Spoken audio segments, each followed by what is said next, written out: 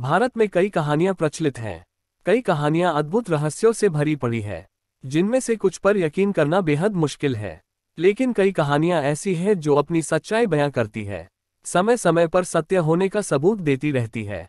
आज हम आपको एक ऐसे ही रहस्यमय व्यक्ति के बारे में बताएंगे, जो पिछले 5000 सालों से जीवित है और समय समय पर वह अपने होने का संकेत हमें देता रहता है।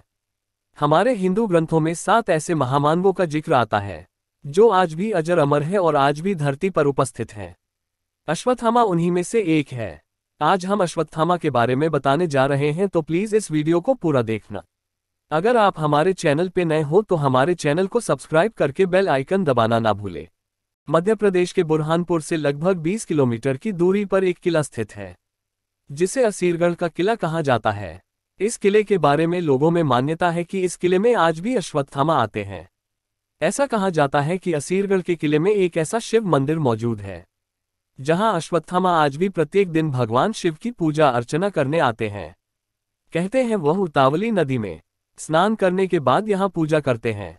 यहां पर आश्चर्य की बात तो यह है, पहाड़ की चोटी पर बने किले में एक तालाब स्थित है, जो तपती गर्मी में भी कभी नहीं सूखता। कहते हैं असीरगढ़ के अलावा मध्य प्रदेश के ही जबलपुर शहर के गोरी घाट के किनारे पर भी अश्वत्थामा को भटकते हुए देखा गया है। वहां के कुछ स्थानीय निवासी ऐसे भी हैं, जिन्होंने अश्वत्थामा को अपनी आंखों से देखने का दावा किया है। और वह लोग बताते हैं कि अश्वत्थामा के माथे से लगातार खून बहता रहता है, जिसे रोकने के लिए वह लोगों से हल्दी और तेल की मांग भी करते हैं।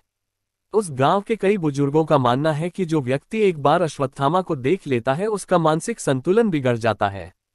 हमारे वेदों के अनुसार अश्वत्थामा को उन अष्ट चिरंजीवियों में से एक माना जाता है, जो आज भी अमर है और इस धरती पर मौजूद है और समय समय पर अपनी मौजूदगी का एहसास हमें कराते रहते हैं।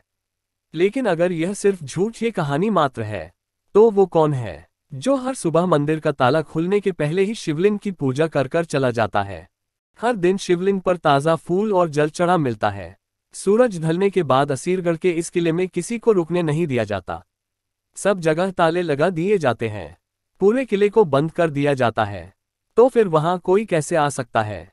ये तभी ही संभव है जब किसी के पास दिव्य शक्तियां हो।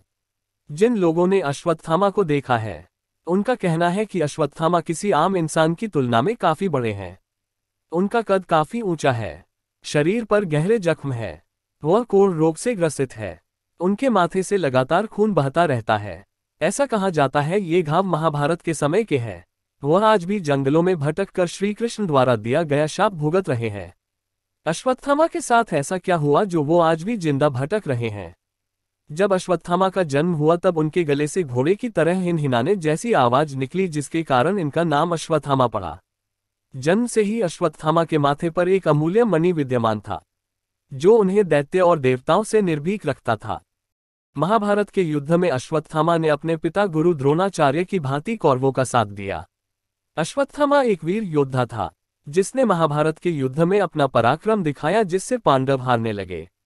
गुरु द्रोण और बेटे अश्वत्थामा ने मिलकर पांडवों को परास्त कर ही दिया था। तभी श्री कृष्ण ने कपट नीति अपनाकर युधिष्ठिर से झूठ कहने को कहा।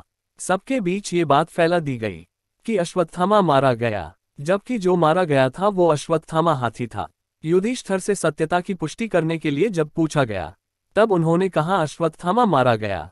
लेकिन श्री कृष्ण के शंखनाद करने के कारण हाथी शब्द गुरु द्रोण नहीं सुन पाए और पुत्र शौक में उन्होंने अपने शस्त्र त्याग दिए। इस अवसर का फायदा उठाकर धृष्टद्युम्न ने उनका सर काट दिया। जब अश्वत्थामा को इस कपट नीति का पता चला तो वह गुस्से में आग बबूला हो गया और उसने युद्ध में कपट नीति अपनाने की ठान ली और रात के अंधेरे में मौका पाकर द्रौपदी के 5 पुत्रों का सोते समय वध कर दिया। जब अर्जुन क्रोध में आकर अश्वत्थामा का पीछा करने लगा, तो अश्वत्थामा ने अर्जुन पर ब्रह्मास्त्र छोड़ दिया। अश्वत्थामा ब्रह्मास्त्र छोड़ना तो जानता था, लेकिन लौटाना नहीं। इसलिए इसे रोकने के लिए अश्वत्थामा ने ब्रह्मास्त्र को अभिमन्यु की पत्नी उत्तरा के गर्भ की ओर मोड़ दिया। अबोध बालकों और स्त्री की हत्या को अधर्म बताते हुए श्री कृष्ण ने क्रोध में आकर अश्वत्थामा के माथे पर लगा मणि निकाल लिया और कलयुग के अंत तक उन्हें पृथ्वी पर भटकने का शाप दे दिया। मणि निकल जाने से अश्वत्थामा की सारी शक्तियां चली गई। कहते हैं तब से लेकर अब तक अश्वत्थामा के माथे से लगातार खून बह रहा है। उसके शरीर पर महाभारत युद्ध के घाव है, जो अभी तक नहीं भरे हैं। ना जाने अश्वत्थामा ने कितने ही कष्ट सहे हैं और कितने ही कष्ट सहना अभी बाकी है। अगर आपको यह वीडियो पसंद आया तो अपने फ्रेंड्स के साथ शेयर करें।